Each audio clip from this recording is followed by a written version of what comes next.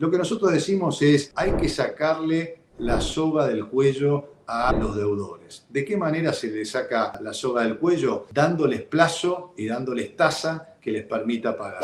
Gracias por sumarte al stream de Hora Play, muy amable. ¿Cómo estás? Muy bien, placer de saludarte. Estaba en un cliente y he pedido un espacio, iba a ir al estudio de ustedes, pero bueno, creo que no estás en condiciones, así que estoy aquí me han dado un espacio especial en un cliente donde acabo de terminar una reunión profesional y bueno, con gusto de charlar contigo. Gracias, Martín, y la deferencia que tenés siempre conmigo y con el stream. Sé que la idea era encontrarnos juntos en el estudio, pero bueno, sí vengo medio golpeado con el invierno y demás, así que te agradezco. Que sí, hay que cuidarse, pero te agradezco, claro, exacto.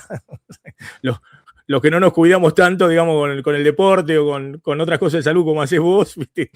Tenemos que cuidarnos más con el frío, ¿no?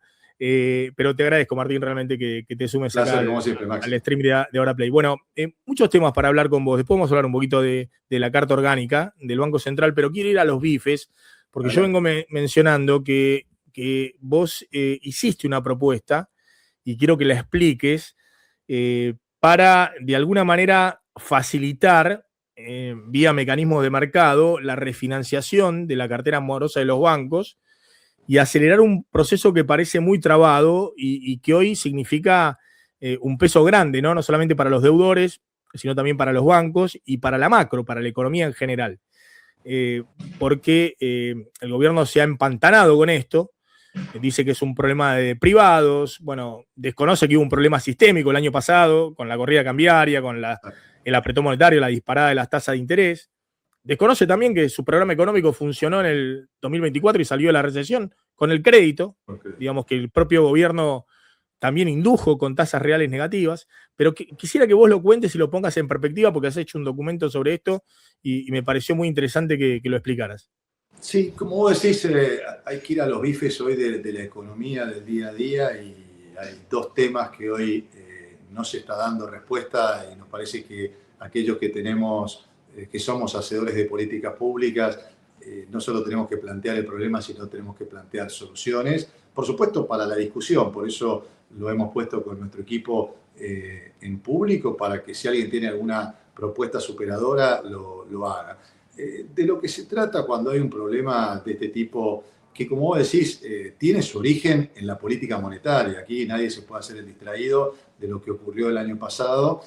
Fue el Banco Central el que subió la tasa de interés al 120% para bancos y ni que hablar lo que fue en billeteras virtuales o en otras áreas informales, producto de no haber acumulado reservas en su momento. No vamos a entrar en esa discusión, pero obviamente si el Banco Central hubiera tenido frente a la tensión cambiaria que se tiene en cualquier periodo preelectoral las reservas suficientes, hubiera utilizado reservas vendiéndolas y no hubiera tenido que subir la tasa de interés. Por lo tanto, el Banco Central no se puede hacer el distraído en este caso. Entonces, ¿qué proponemos, Maxi? Nosotros decimos, sin gastar un peso, porque acá tampoco se trata de decir, bueno, que la plata la ponga el Tesoro, que la plata la ponga el Banco Central.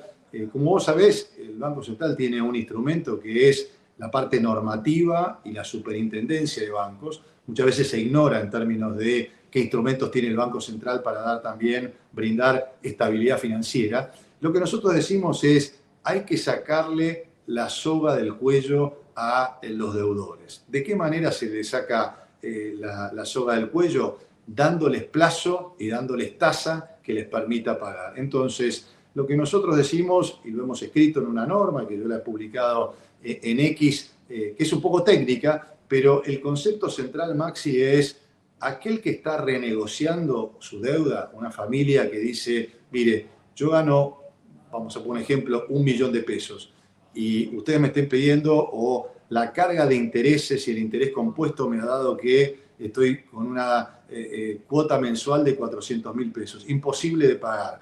Pago alquiler, pago luz, pago gas, alimentos, transporte. Lo que puedo pagar son 100.000 pesos. mientras esté en ese proceso de renegociación con el banco, que quede en situación de deudor normal. ¿Qué pasa con un banco cuando dejas de pagar 30 días maxi o la tarjeta de crédito o un crédito personal? Bueno, te empiezan a pasar en la central de deudores que tiene el Banco Central, te pasan de situación 1, después cuando pasas de 60 días, situación 2. Situación 1 es la persona que está en situación normal, situación 5 es la que está en situación totalmente irregular, morosa, le cortaron la tarjeta de crédito en todos lados, no puede tomar ningún tipo de crédito para poder pagar la cuota. Entonces lo que decimos es, mientras esté el periodo de renegociación, que el deudor quede en situación 1. Lo único que tiene que mostrar el deudor es voluntad de pago, y que dice, mire, tengo 100.000 pesos solamente para pagar, renegociará, irá ida y vuelta, tardará 30, 60, 90 días. Esto que yo debo de tanta cantidad lo puedo pagar en 5 años y lo puedo pagar en cuotas mensuales y consecutivas. Durante todo ese tiempo que puede durar a veces la renegociación, 1 mes, 2 meses, 3 meses, se le da el marco normativo para que el banco también, y vos lo mencionaste muy bien, hay que darle incentivos a las dos partes. Incentivos a que el deudor pueda tener plazo y tasa y capacidad para devolver el crédito, y el banco también que no vaya tomando pérdidas a medida que se da esa incobrabilidad. Como vos sabés, cuando un deudor pasa de situación 1 a situación 2, el Banco Central le pide que tome previsiones de incobrabilidad, es decir, que vaya pasando a pérdida una parte de ese préstamo. Bueno, si ese préstamo sigue en situación 1, Maxi, no tiene que pasar a pérdida absolutamente nada. Entonces, es simplemente una norma que permita hacer converger intereses de deudores y acreedores, sacándole la soga al cuello, se saca la soga al cuello dándole plazo y dándole tasa. Cada caso va a ser particular. Hay gente que deberá 1 millón de pesos, otra gente que deberá por otras cosas, con lo cual, digamos, no puede haber una solución general. Lo que sí puede haber es un Banco Central que marque la cancha, es decir, miren, esta es la cancha para que ustedes tengan más tiempo y no pierdan el crédito, mientras tanto, en otras actividades no dejen de usar su tarjeta de crédito, es decir, no pueden ir al supermercado y ya no usar la tarjeta de crédito porque está invalidada. De eso se trata nuestro proyecto. 2 cosas te pregunto, ¿no? Y la verdad que sos la persona ideal para discutir estas cosas, porque más allá de que tenés un equilibrio, digamos, a la hora de ver la economía, más allá de la grieta, bueno, tenés toda tu experiencia como presidente del Banco Central y además todo el diálogo que has tenido y tenés con presidentes de bancos centrales del mundo sobre cuestiones regulatorias, ¿no? Has estado hace muy poquito en Estocolmo también con el presidente del Banco Central. Ahí también, bueno. Sí, el futuro de las monedas en el mundo. Exactamente, estás en el sudeste asiático con el seminario. Viajo el lunes a Kuala Lumpur. Así que. En Singapur con todo el tema de expresidentes del Banco Central y formación de cuadros para bancos centrales en el mundo. Primera cuestión que te pregunto respecto a esto que vos decís. La otra vez, el CEO del Banco Galicia, que estuvo en el stream en Ahora Play, nos decía, yo hoy tengo más costos de previsiones de incobrabilidad de lo que es toda mi nómina salarial del grupo financiero Galicia, que debe ser el mayor grupo financiero del país, ¿no? Entonces, eso le aliviaría ahora, de alguna manera, le liberaría fondos al banco. Correcto. Ahora, ¿tiene algún riesgo? ¿Eso se puede hacer ese tipo de regulaciones y se suelen hacer por parte de los bancos centrales? Son regulaciones que deben ser transitorias, deben ser en el tiempo, es decir, uno los puede dar por un periodo de acá a fin de año hasta que se regularice la mora, se estabilice y obviamente lo que prefiere un banco en lugar de ejecutar a su deudor es que el deudor pueda pagar en un tiempo adecuado y permanezca en una situación normal, pero sí, hay antecedentes internacionales pero lo que sí es importante en esto, antecedentes internacionales que se han dado sobre todo en el este europeo, me viene a la cabeza ahí un momento que hubo de crisis de deuda privada en Polonia, por ejemplo, en Hungría, también, pero son normas que tienen que ser transitorias. Lo importante es, esto no es hay una situación de crisis, que creo que hay que reconocerla, que eso creo que le está costando también a las autoridades reconocer que es un problema que se generó de manera sistémica, y por lo tanto hay que darle una solución que es transitoria. Lo que no se puede hacer con esto es una solución que sea permanente, porque si no tendrías un problema de riesgo moral también con el resto de los deudores del sistema. Pero por eso nosotros decimos, bueno, démosle un periodo de acá a fin de año, si querés sacarlo también del periodo electoral de aquí hasta fin de 2027, todos permanecen en situación 1 hasta que puedan regularizar. Pero lo importante de esto, y eso cada banco debe evaluarlo, es la voluntad de pago que tenga el deudor, ¿no? En esto nosotros también hemos trabajado en los últimos meses, nuestro equipo, más conocido del área macro, en el área mercado de capitales, pero tenemos, más conocido en el área macro, pero tenemos un área de mercado de capitales donde hemos estado bastante agresivos trayendo financiamiento a la región, pero lamentablemente en los últimos tiempos muchas empresas nos han pedido medianas que los ayudemos en poder reprogramar su deuda con los bancos. Estoy hablando de deuda de empresas. Bueno, lo que hemos encontrado en los bancos es voluntad de ir acomodando de acuerdo a la capacidad de pago. Vemos que los bancos, justamente lo que vos estás diciendo de un grupo financiero como uno de los dos más importantes de Argentina, no quieren tener más previsiones de incobrabilidad, son flexibles para generar plazos y que las empresas tengan capacidad de pago. Así que tu pregunta, yendo al nudo, es: sí hay experiencias internacionales, te mencioné algunas, la clave es que sean transitorias. Se llama también franquicias, franquicias que da el Banco Central, la superintendencia en particular, una franquicia temporal para poder reordenar este problema. Sí, y es importante y me parece muy interesante la propuesta tuya, porque no tiene nada que ver ni con fondos públicos que se han utilizado en otras crisis. La Reserva Federal los ha utilizado. Así es, para hacer salvatajes, pero bueno, no. Salvatajes masivos y más, pero acá no estamos hablando nada de eso, es simplemente que el mercado actúe con otra regulación del Banco Central. Es normativo, es regulación, es marcar la cancha de decir, bueno, el partido se va a jugar con esta regla de juego.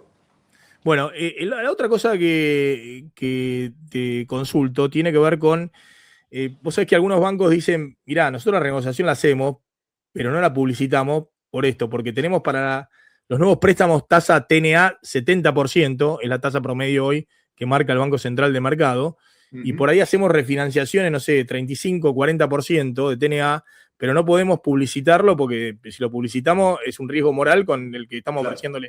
Pero al mismo tiempo dice, no le estamos dando crédito, porque el que me viene con una TNA a tomarme un crédito personales, ¿no? Al 70%, sé que no me va a pagar porque está proyectada la inflación próximos 12 meses, 22%, no hay forma de que su sueldo vaya más allá del 25% anual. ¿Por qué tenemos estas tasas también en el sistema? ¿Tiene que ver también un poco con la política monetaria que ha optado el Banco Central de control de agregados? Porque, de nuevo, vuelvo al CEO de Galicia, decía, bueno, a usted les parece alta la TNA del 70% o del 60%, pero yo para prestar a 2, 3 años personales, algunos hay de 5, yo no sé si el año que viene la tasa de interés vuelve a estar en el 100%, porque ya vi lo que pasó el año pasado y cuál fue la política del gobierno en esa crisis. Entonces, ¿hay forma de salir de esa encerrona? ¿Tiene que ver con cómo está enviando la señal el gobierno de cómo es su política monetaria, lo que también está poniendo que el canal de transmisión del crédito esté trabado? La política monetaria ha sido lamentablemente muy errática. Digamos, del lado del activo, lo que ha tenido este equipo económico en particular, estoy convencido que ha sido por el compromiso del presidente, es no utilizar al Banco Central como escribanía, como el chepibe, como el ministro de Economía o el presidente de la Nación que le pide plata y va corriendo el Banco Central a imprimir billetes o a darle los dólares. Eso no ha ocurrido y eso es un cambio fundamental con lo que hemos visto en otras administraciones. Ahora, cuando uno analiza el curso de la política monetaria, ha tenido, digamos, no tiene una permanencia en el tiempo. Es decir, no hay un horizonte que nos diga cuáles son los ejes que va a tener la política monetaria. Repasemos un poco. Al principio era la acumulación de reservas. En los primeros 6 meses de 2024 hubo una acumulación récord muy importante.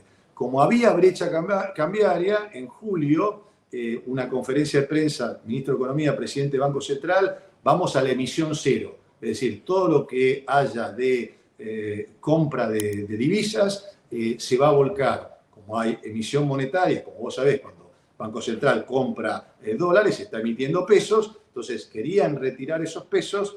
¿De qué manera los retiraron? Vendiendo dólares. Vendiendo dólares en el mercado de contado con liquidación, en el mercado financiero. Entonces el programa era emisión cero.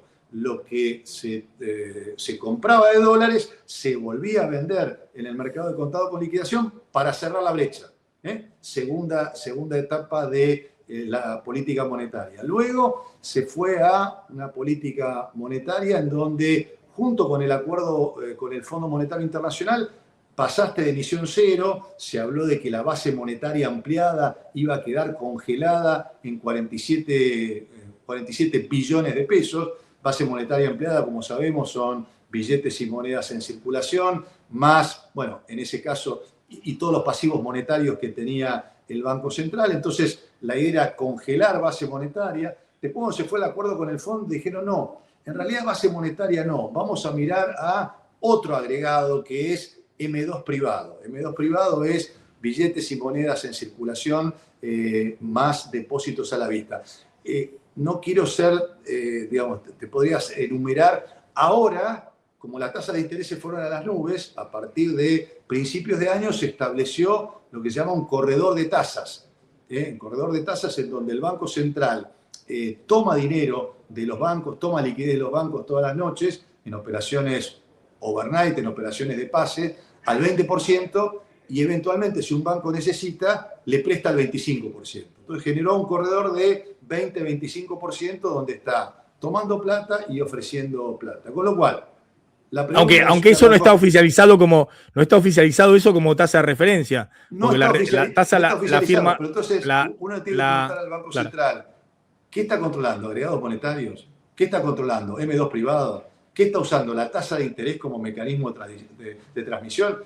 Entonces hoy cualquier participante, el tesorero de un banco, no sabe realmente con qué fenómeno se va a encontrar el año que viene, si se va a ir a controlar agregados monetarios, si se va a acumular reservas y hay que esterilizar también, porque digamos, un programa macro debe tener no solo una pata fiscal importante, sino una política cambiaria de largo plazo, una política monetaria de largo plazo, creíble, y una política financiera también. Son las 4 patas para decir, tengo estabilidad macroeconómica y tengo estabilidad macroeconómica en el tiempo. Bueno, en política monetaria, con estos vaivenes que se ha tenido, hay que decir, ha sido una política monetaria cautelosa, no ha emitido más de la cuenta, no ha financiado al sector público, todo eso en el activo, pero todavía no se ha definido si va a ir por agregados monetarios, si va a utilizar la tasa de interés como mecanismo de transmisión. Es cierto que el crédito en la Argentina todavía es 12 puntos del producto, por lo tanto la tasa de interés no es un mecanismo potente de transmisión. Esto el primero que lo sustentó teóricamente fue probablemente uno de los economistas más destacados que tiene Argentina, que es Guillermo Calvo, que escribió justamente la debilidad del canal de transmisión en muchos países emergentes del canal del crédito, pero no hay ningún compromiso del Banco Central, digamos, no hay un programa monetario. Si vas a tomar agregados monetarios, tendría que tener agregados monetarios que van evolucionando trimestre por trimestre, con compromisos públicos. Hoy no hay ningún tipo de compromiso y por lo tanto no hay ninguna señal de balizamiento del camino que va a tener la política monetaria el año que viene y por lo tanto, bueno, en muchos casos, también hay que decir, los bancos se sobrecubren, a mi juicio en muchos casos se sobrecubren con una tasa de interés que realmente es todavía, a mi juicio, frente a esa incertidumbre muy alta y que realmente en este contexto debiera ser más baja, pero dada la experiencia está siempre el tesorero que busca cubrirse antes que perder el trabajo. Bueno, ¿y qué ha pasado los últimos días? Donde, por un lado, bueno, el riesgo país, es cierto que hay mucha volatilidad internacional, pero después de tocar 400 puntos, está de nuevo 450, 460. Los activos de acciones argentinas que cotizan en Nueva York también han sido los últimos días bastante castigados, pero sobre todo se ve que empezó a haber alguna tensión entre la tasa de interés y la cobertura cambiaria que demandan los agentes. ¿Qué estás viendo detrás de eso, tan lejos aparte del proceso electoral del año que viene? No, si mirás los números, si vos los mirás tanto como nosotros, tu equipo, el mío, estás viendo la necesidad del Banco Central y del Tesoro Nacional de ofrecer instrumentos que tengan cobertura para el movimiento cambiario, es decir, los instrumentos Dollar Link en la última licitación, veremos qué pasa esta semana, pero prácticamente una tercera parte de la licitación fue en títulos Dollar Link o en títulos duales, que como vos sabés, o pagan tasa de interés o pagan la devaluación, de acuerdo a cuál fuera mayor.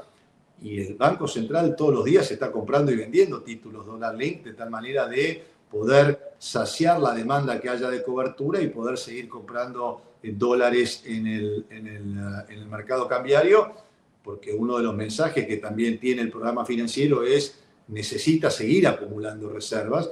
Ha hecho mucho en este primer semestre, pero todavía le queda mucho por hacer para los vencimientos de 24.500 millones de dólares que tenemos el año que viene. Por lo tanto, lo que se ve son dos cosas. Una, que vos dijiste, el mercado internacional cambió.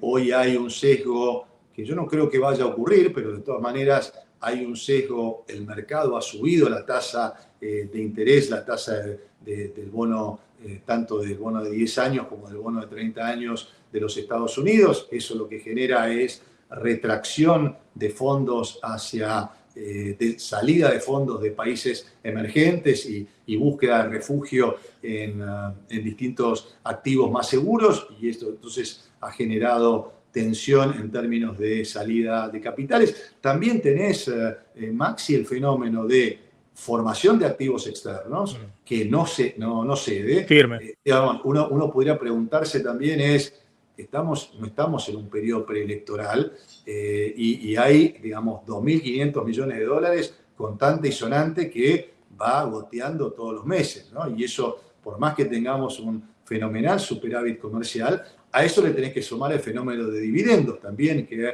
prácticamente son 3.000 millones que han salido y que es otro, natural hacia una economía que funciona bien, pero también a, empresas que están con más ganas de llevarse fondos que de traerlos a la Argentina. Esto nos trae también si bien es cierto que, y vos hablás de mi exposición y trabajo internacional, uno ve curiosidad en el mundo, pero en términos de inversiones, uno ve más de inversiones de argentinos que inversiones de gente del exterior, ¿no? Con lo cual, digamos, se está dando esta combinación, un proceso de mayor tensión, preocupaciones inflacionarias en Estados Unidos que llevan a una, yo creo que no va a ocurrir, pero mucha gente en el mercado internacional cree que las tasas de interés tienen que subir.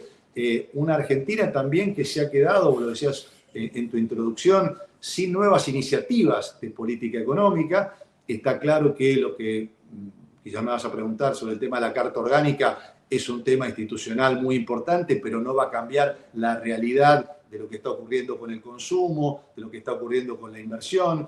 Solo lo que uno ve es las exportaciones que están traccionando un producto que crece de manera heterogénea.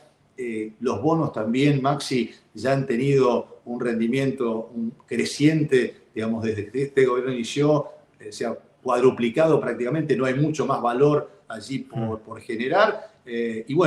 Y todavía falta disipar el camino de crecimiento económico, que es el talón de Aquiles, digamos, hoy por hoy, cuando uno mira consumo, y aquí se puede dar esta discusión.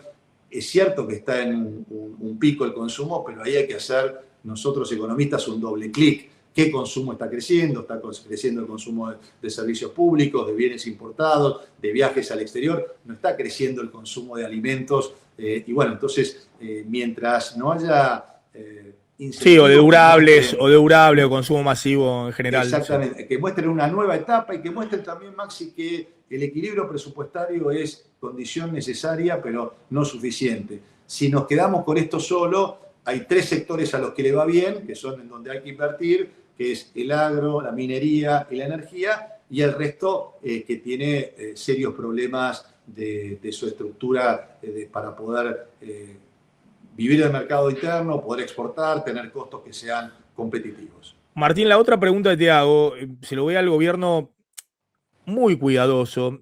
Yo elogié la conferencia de prensa que dio Bausili la semana pasada con Werning. Me parece que corresponde a un presidente del Banco Central hablar solo en conferencia de prensa, con periodistas Correcto. Especializados, respondiendo todas las preguntas. Es la segunda que lo hace. Esperemos que repita esto y deje de ir a los streams de la militancia del oficialismo y demás, porque además está toda la discusión. Un pie Sí, de página, sí. vos me mencionabas mi experiencia con otros banqueros centrales. En banca central hasta cualquiera te habla de la importancia de la comunicación. Sí, claro. En términos, en un Hay momento, papers escritos sobre el tema, sí. Sí, en un momento hasta el propio Ben Bernanke dijo, exagerando, ¿no? Cuando se refería a la crisis de la pandemia y alguna crítica que le hizo a la Reserva Federal, el 98% de la política monetaria es comunicación y el 2% es la sustancia. Yo creo que exageró, pero un 50% es comunicar, setear expectativas. Sí, por eso digo, hay toda una discusión de cómo también en la reforma del Banco Central van a ser las nuevas autoridades y demás, y me parece que bueno, si Bausili quiere ser candidato para ser refrendado, tiene que alejarse del show ese de las redes sociales y hacer lo que hizo el otro día, digamos, ¿no? Pero bueno, vuelvo con eso. El otro día dice, no vamos a bajar encajes, no vamos a quitar la restricción cruzada, creemos que estamos bien también con las restricciones que hay para las empresas y de hecho, fíjense lo que ha pasado con la remesa de utilidad y dividendo. Es decir, planteó que esto está así como está. Se lo ve terriblemente conservador por el lado de los pesos. Sí abrieron la puerta, y ahí te quiero hacer la pregunta, sobre algo que vos habías sugerido también, que es, bueno, ver si se puede hacer algo con el crédito en dólares, ¿no? Y sugirió, no quedó demasiado claro, dice que hay un excedente de 7.000 millones de dólares de liquidez, tal vez podrían bajar encajes para los depósitos en dólares, no quedó en claro después cómo salvar el descalce de moneda, es decir, prestarle a la construcción o para la venta de autos. ¿Qué ves ahí? ¿Hay una posibilidad de meterle algo de combustible a la economía con el crédito en dólares? Sí, hay una posibilidad, pero hay un impedimento legal. Digamos, el calce de moneda surge después del DNU 905 del 2002, cuando cae la convertibilidad. Y ese DNU fue ratificado por ley, con lo cual no está en poder del directorio del Banco Central de permitir o abrir la puerta de generar o que pueda prestarse en dólares a aquel que no genera dólares. Recordemos que la medida de calce lo que indica es que solo se le puede prestar, un banco solo le puede prestar a aquel que genera dólares o aquel que está en la cadena de valor de exportadores. Lo que sí se ha encontrado un poco una vuelta, Maxi, es a través del mercado de capitales. Hay muchos bancos que han podido colocar en obligaciones negociables de empresas, han colocado dólares que han sido excedentes. Con lo cual, sí se puede, lo tienen que hacer o a través de un DNU o de un DNU que se discuta por ley. Entiendo que la agenda legislativa está bastante acotada, así que sí creo que hay espacio para eso en este momento, sobre todo si en materia de empresas más que individuos. Yo sería bastante cauteloso, lo dijiste también en una de tus preguntas, la persona que gana en pesos y además que tiene un salario que viene rezagado con respecto a la inflación, tomar un crédito en dólares sin duda es un riesgo importante para la persona y para el banco. Pero en el caso de muchas empresas que quizás no venden directamente en dólares, pero tienen la cadena de producción o tienen clientes o algunos contratos en el exterior y no todo lo venden en dólares, bueno, será una cuestión de evaluación de riesgo de cada banco, qué capacidad de pago tiene también frente a un proceso de tensión cambiaria que pueda tener hacia adelante. Pero creo que hay que, sí, abrir esa puerta y que cada banco sea responsable de evaluar de manera crediticia si la empresa A o la empresa B tiene la capacidad de repago en dólares.